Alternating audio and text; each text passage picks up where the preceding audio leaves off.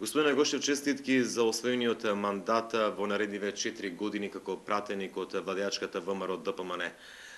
Струмица и Струмишкиот регион имаат 4 пратеника во наредниве 4 години од овој регион, од владеачката ВМРО ДПМН. Кои ќе бидат заложбите ваши во наредниве 4 години? Значи, токму така, како што рековте и во вашето прашање, за прв пат ВМРО ДПМН од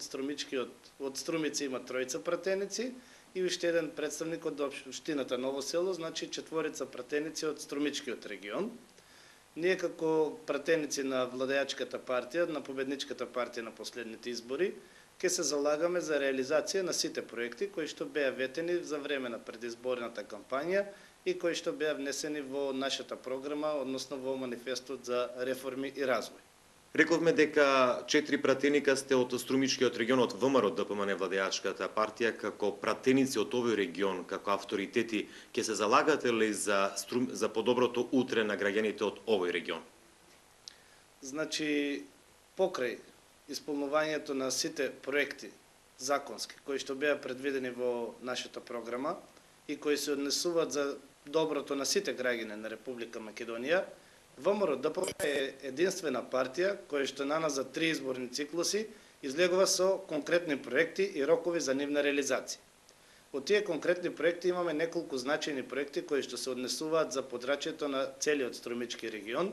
и апсолутно како приоритет на мене и на моите колеги од ВМРО ДПМН од Струмичкиот регион ќе биде целосна реализација на ветените проекти. Јас само ќе спомнам неколку, значи тоа е изградбата, поточно реконструкцијата на стариот Струмички театар, изградбата на системот за наводнување на Маркова брана, од кој што директен бенефит ќе имат населените места Куклиш, Сачево, Градско Балдовци, Муртино и така натаму. Исто така тука влегуваат и изградбата на патиштата кои што се многу важни и кои што години наназад и изборни циклуси наназад се ветуваат од различни политички опции, меѓутоа сега во овој мандат конечно ќе бидат завршени. Тука мислам на патот Струмица Радовиш, кој веќе е во завршна фаза, до средината на септември треба да биде изграден. Исто така и реконструкцијата на патниот правец Струмица Дојран, кој што исто така е во една напредна фаза. После завршувањето останува изградбата на патниот правец Ангелци Велюса, кој што исто така е започнат, и започнувањето со изработка на студии и експроприација на земјиштето за изградба на експресниот пат Струмица Штип, кој што е можеби најзначаен и најскап инфраструктурен проект во југоисточна Македонија. И сигурно за негова реализација ќе биде потребно подолго време. Покрај тоа, тука спаѓаат и проектите во врска со образованието, значи изградбите на 3 спортски сали кои што ги ветивме. Едната ќе биде во село Муртино, другите 2 ќе бидат во основните училишта Никола Вапцаров и Сандо Масев, а исто така и до изградба на веќе започнатите спортски сали во Средното земјоделско училиште во Струмица и спортската сала во селото Куклиш. Ова се неколку дел од проектите кои што се однесуваат на Струмичкиот регион и од чија што реализација директен бенефит ќе имаат сите граѓани на Струмичкиот регион, а исто така поготово инфраструктурните проекти директен бенефит ќе има и економскиот развој на општина Струмица. Да не заборавам одредени проекти во врска со, да кажеме, медицинскиот центар Струмица, конечно завршување на новото крило, тоест до опремување со опрема. Дел од таа опрема ние уште во предизборниот период, нели бевте и вие сведоци како новинари, беше пуштен во употреба, значи тука е компјутерската томографија и така натаму. Се очекуваат уште многу апарати кои што значат подобар живот и подобар стандард на граѓаните на не само општина Струмица, градот Струмица, туку и цела југоисточна Македонија. Така да има доста проекти кои што ние ги ветивме на граѓаните и ако имаме нешто разлика помеѓу нас и СДСМ е тоа што ВМРО ДПМН на крајот од својот мандат излегува со отчет. Јас како млад пратеник сигурно не сакам после 4 години или зависност кога ќе бидат наредните парламентарни избори да излезам пред граѓаните со ништо неостварено за Струмица. Значи не само проектите кои што се напишени во нашиот манифест, јас од сега па натаму сум пратеник за сите граѓани на општина Струмица без разлика на нивната партиска определба.